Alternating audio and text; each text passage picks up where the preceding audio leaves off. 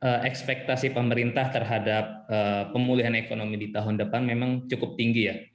Ini tergambar dalam kebijakan fiskal kita, dalam postur anggaran yang sudah menunjukkan arah konsolidasi fiskal. Walaupun kita tidak bisa mengatakan tahun depan pemerintah sudah melakukan konsolidasi fiskal, tetapi dari sisi desain defisit fiskal yang sudah 4% lebih, itu sebetulnya baru antara, karena nanti di 2023 defisit fiskal kita baru mencapai konsolidasi ketika sudah berada di bawah 3% terhadap PDB. Nah, implikasinya karena kebijakannya sifatnya konsolidatif tadi, APBN kita pun diarahkan menuju normal ya, menuju normal artinya dari sisi belanja juga harus ditekan ya, karena memang agar mengurangi defisit APBN kita agar tidak terlalu lebar. Kemudian dari sisi pendapatan tentu setahun ataupun 2 tahun selama pandemi ini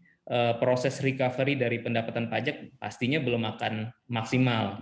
Nah, oleh karena itu konsekuensinya anggaran pemerintah dalam PEN ataupun dalam beberapa fungsi, salah satunya adalah fungsi kesehatan dan fungsi perlindungan sosial itu mengalami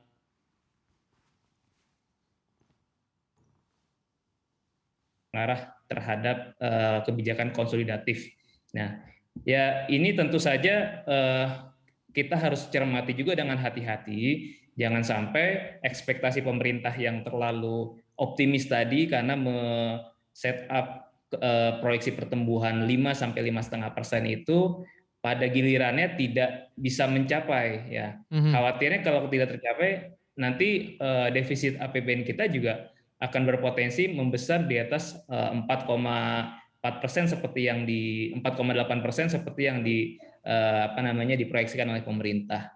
Padahal pandeminya kita belum menuju penyelesaian gitu. Di bulan Agustus ini saja memang sudah terjadi tren penurunan tapi itu baru di Jakarta dan di Pulau Jawa. Di luar Pulau Jawa kasus masih cukup besar ya.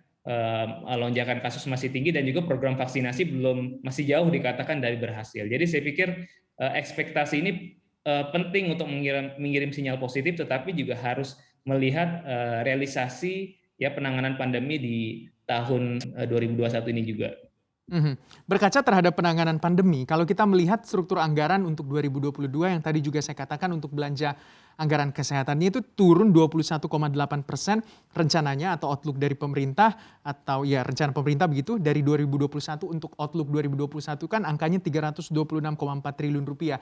Anda melihat apakah memang sudah ada mulai pergeseran begitu dari yang menjadi fokus pemerintah mengalihkan beberapa pos-pos anggarannya termasuk anggaran kesehatan yang ditekan begitu untuk tentunya dialihkan ke beberapa pos-pos anggaran lain yang selama ini terjadi tentunya refocusing anggaran?